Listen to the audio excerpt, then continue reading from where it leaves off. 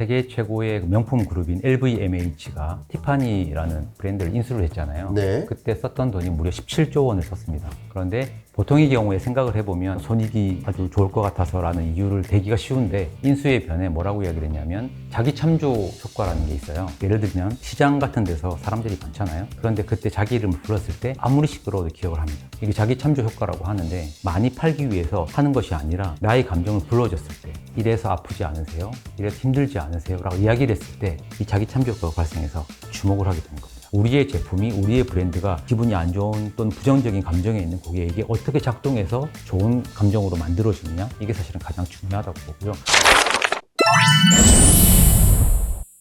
안녕하세요. 김광석의 경제포차 김광석입니다. 오늘은 현장에서 경험을 바탕으로 해서 소비, 브랜드, 본질을 담아낸 감정 설계자의 저자죠. 이동철 작가님을 모셨습니다. 어서 오십시오. 반갑습니다. 네, 반갑습니다. 감정 설계자의 작가 이동철이고요. 하이엔드 전략을 가지고 새로운 신간 감정 설계자로 찾아뵙게 되었습니다. 이번 책이 세 번째 책인데요. 감정 설계를 통해서 정말로 고객을 위한 감정을 가지고 만들어진 브랜드는 어떤 것인가라는 것을 소개해드리기 위해서 나왔습니다.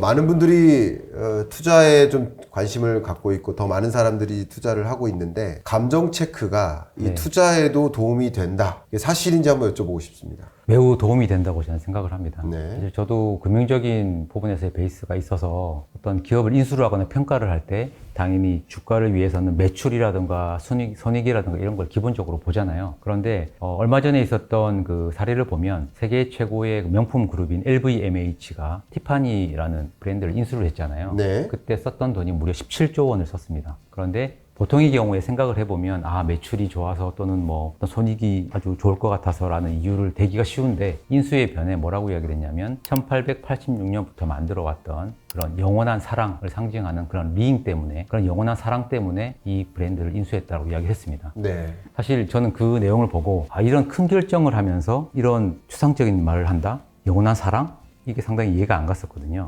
실제로 그 이후에 주얼리 매출이 무려 4배 정도 뛰었습니다.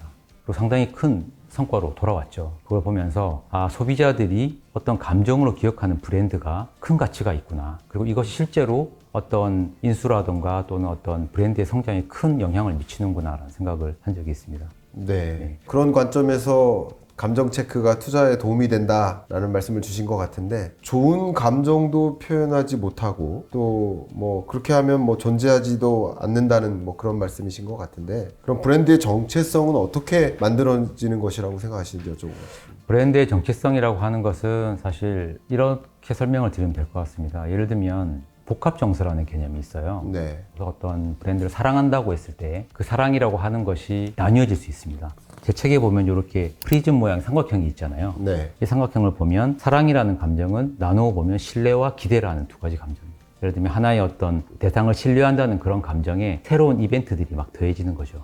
예를 들면 내가 어떤 사람을 사랑하게 된다고 했을 때 그 사람을 보고 믿음이 가, 너무 잘생겨서 좋아 라고 했는데 이 사람이 좋은 이벤트를 많이 해요. 꽃다발도 주고 선물도 하고 또 깜짝 서프라이즈 이벤트도 많이 하고 이렇게 되면 그런 신뢰라는 것에 기대가 계속 더해지면서 이게 사랑이라는 감정으로 발전이 되는 거거든요. 네. 브랜드 정체성 역시도 샤넬 같은 경우는 여성에 대한 권능, 여성에 대한 자유를 준다고 이야기를 합니다. 디올 같은 경우는 여성의 관능미라고 이야기를 하죠. 그럼 그걸 주기 위해서는 그 감정을 분해해서 여러 가지 활동들이 결합이 되어 있습니다. 브랜드의 정체성이라고 하는 것들이 쉽게 만들어지기도 어렵지만 만들어졌을 때 또 다른 브랜드가 따라오기도 힘든 그런 부분이 있죠. 네. 그게 브랜드의 정체성이라고 생각을 합니다. 그렇군요. 네. 자, 브랜드 혹은 뭐 감정 설계자의 저자로서 여러 가지 감정과 관련된 말씀들을 쭉 해주고 계시는데요. 뭐 경제 현상을 들여다볼 때 숫자 같은 경우는 금방 잊어버리기도 하는데. 그렇죠. 네. 근데 그 내러티브, 소위 그 이야기는 오래 기억하는 경향이 있습니다. 그래서 사람들이 왜 그 스펙보다 스토리에 끌린다라고 이야기할 수 있는지 좀 여쭤보고 싶습니다. 아까 숫자를 말씀을 주셨는데 숫자는 중첩성이라는 게 있어요. 네. 어떤 거냐면 그 숫자 위에 계속 더해지는 현상들이 있습니다. 예를 들면 아날로그 책이 있잖아요. 전자 이북을 봤을 때 기억이 안 난다고 하시는 분이 되게 많습니다. 그리고 뭔가가 안 들어온다라는 말씀을 하시죠. 그 이유가 뭐냐면 같은 자리에 계속 글자만 바뀌는 거예요. 중첩이 되기 때문에 망각이 되게 쉬워집니다. 아까 말씀드린 스펙이라고 하는 것들은 음료수가 맛있어요라고 하는 분이 너무 많아요. 그래서 중첩이 되는 겁니다. 잊혀지는 거죠. 그런데 나레이션으로 이야기를 한다면 이 술은 어떤 창업자가 어떤 이유로 어떤 계기로 해서 어떻게 만들었고 어디서 이런 것도 쭉 나오는 거잖아요. 이런 나레이션들은 중격되기가 극히 어렵죠. 그렇기 때문에 기억하기가 되게 쉽습니다. 그럼 정말 기업들 입장에서 여러 네. 제품들을 출시하고 소위 오프라인 공간이든 온라인 공간이든 소비자들한테 더 눈에 띄고 그리고 손에 잡혀야 되는 그런 브랜드로 이미지로 좀 굳어지길 소망하는 기업들이 많이 있을 텐데 그렇죠. 그런 관점에서 이 사람들이 유독 이 제품, 유독 이 브랜드 그곳에 더 끌리게 만드는 관심을 이끄는 그런 방법이 이 부분에 설명이 충분히 있을 것 같은데요. 정보가 넘쳐난다는 것은 정말 현대사회의 특징이죠. 너무도 많은 정보들이 있고요. 자기 참조 효과라는 게 있어요. 예를 들면 시장 같은 데서 사람들이 많잖아요. 그런데 그때 자기 이름을 불렀을 때 아무리 시끄러워도 기억을 합니다. 반응을 바로바로 합니다. 이게 자기 참조 효과라고 하는데 이걸 감정적인 부분으로 좀 풀어본다면 수많은 제품들이 있고 많은 홍보들이 있고 마케팅 활동들이 있는데 그 마케팅 활동들이 많이 팔기 위해서 하는 것이 아니라 나의 감정을 불러줬을 때 이래서 아프지 않으세요? 이래서 힘들지 않으세요? 라고 이야기를 했을 때 이 자기 참조 효과가 발생해서 주목을 하게 되는 겁니다. 그래서 나의 감정을 알아준 이 브랜드는 뭐지? 또는 이 제품은 뭐지? 라고 보게 되는 겁니다. 그래서 보면 실제로 히트하는 제품들 같은 경우는 요즘 온라인 마케팅 시대이기 때문에 상세 페이지가 있잖아요. 첫 페이지 처음 시작이 그렇습니다. 공감으로 시작합니다. 이렇지 않으세요? 불편하지 않으세요? 아프지 않으세요? 힘들지 않으세요? 이 말을 했을 때 가장 많이 주목합니다. 제품에 대해서 이 제품이 좋아요? 아무도 주목을 안 하죠. 그래서 마치 그 고객의 이름을 불러주는 것처럼 고객에 처해 있는 그런 감정을 내가 알고 불러주는 게 중요하다고 생각이 됩니다. 그럼 제가 같은 관점에서 지금 감정 설계자라는 관점에서 말씀을 이제 쭉 들었으니까 이 감정 설계자라는 이 책뿐만 아니라 정말 무수히 많은 경영 경제 서적이 쏟아져 나오고 있는데 그러면 유독 이 감정 설계자라는 책이 우리 독자들에게 기억이 되게 하기 위해서는 뭔가 내러티브가 이야기가 그죠? 있어야 될 거라고 생각을 하는데 그런 관점에서 잘된 부분이 있다면 한번 소개해 주시면 어떨까요? 흔히들 감정은 그냥 느끼는 거라고 생각을 하잖아요. 감정이라는 건 그냥 내가 존재하는 것이고 무형이고 뭔가 측정이 되기 어렵고 그렇게 생각이 되지만 실제로 저희가 AI를 통해서 보면 놀랍게도 우리가 눈에 보이지 않는다고 했던 것들이 계량되는 경우가 되게 많이 있어요. 제가 이번에 이 감정 설계자를 쓰면서 핵심 컨셉으로 내세웠던 거는 혼합정서라는 개념이라고 말씀을 드렸는데 감정도 분해가 되고 또 분해가 된다는 거는 컴포넌트에 따라 조합이 가능하다는 말도 됩니다. 우리 브랜드가 고객에게 실망을 주고 있다고 한다면 어떠한 다른 감정의 요소를 집어넣어서 그 감정을 다시 우리를 사랑하는 브랜드로 돌릴 수도 있는 거예요. 예를 들면 사랑이라던가 또는 뭐 애정 또는 행복 이런 감정들이 있잖아요. 그런 감정들을 만들어드리기 위해서 우리의 브랜드가 어떠한 행동들을 해야 되고 어떠한 이벤트를 해야 되는지를 알려주는 책이라는 의미 라고 좀 보면 어떨까라는 생각이 말씀 듭니다. 감사합니다. 자, 그러면 이 앞부분 감정 설계가 정말 잘 되어진 브랜드, 감정 설계가 잘 되어 있는 그런 제품 이런 것을 만들어내기 위해서는 이렇게 해야 합니다라는 그런 좋은 말씀 한번 해주시면 어떨까요? 가장 첫 번째는 우리 브랜드의 지배적인 감정이 뭔지를 아는 게 가장 먼저겠죠. 심지어는 없는 경우도 있습니다.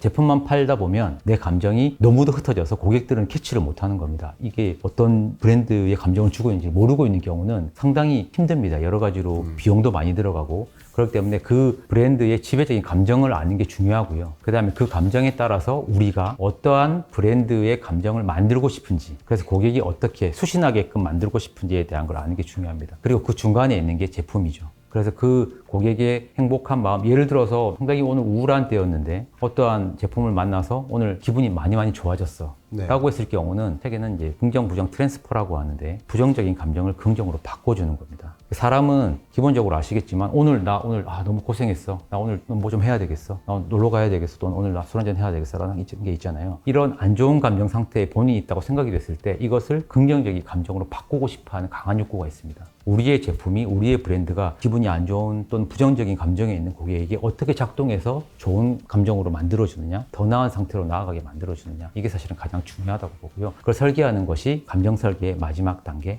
목적이라고 저는 생각을 하고 있습니다. 기업 현장에서 뭐 제품을 디자인하고 뭐 브랜드를 출시하고 여러 가지 관점에서 여러분의 브랜드, 제품이 더 빛날 수 있도록 어떻게 하면 감정 설계자 관점에서 어떻게 설계할 것인지 그 부분에 대한 해안을 또 남겨주신 것 같습니다. 감사합니다. 감사합니다. 제가 단도직입적으로 네. 지금 화제가 되고 있는 이 질문을 먼저 드리도록 하겠습니다. 중앙일보, JTBC 이 부도 사태가 상당한데요. 배경이 뭐라고 생각하시는지 한번 여쭤보고 싶습니다. 저희 첫 번째 생각은 지금 이렇게 명품 같은 경우는 오히려 비싼 물건일수록 더 갖고 싶어지는 일정 부분 감정을 터치하는 개념이 아닐까 생각을 하는데 사람은 생존 욕구가 채워지고 자원의 여유가 생기면 과시적 소비에 전부 다 투여한다고 되어 있습니다. 명품의 속성은 기본적으로 계층 상승 욕구거든요. 예전에 저희가 원시 시대 때 생존 확률을 높이기 위해서라면 혼자 있는 것보단 집단에 속하는 게 좋잖아요. 그 집단 중에서도 훌륭한 전사들이 있는 그런 집단에 들어가면 훨씬 더 생존 확률이 높아지죠. 어떤 무기를 들고 내가 자격이 있어라는 걸 증명하면서 그 리더 그룹에 들어가려는 속성이 옛날부터 있어왔죠. 명품은 사실 그런 겁니다. 그런데 사실 뭐 웨이팅 리스트 이런 부분들을 보도로 보다 보면 비판적인 부분이 좀 많이 있습니다. 저는 조금 더 바꿔서 보고 싶은데요.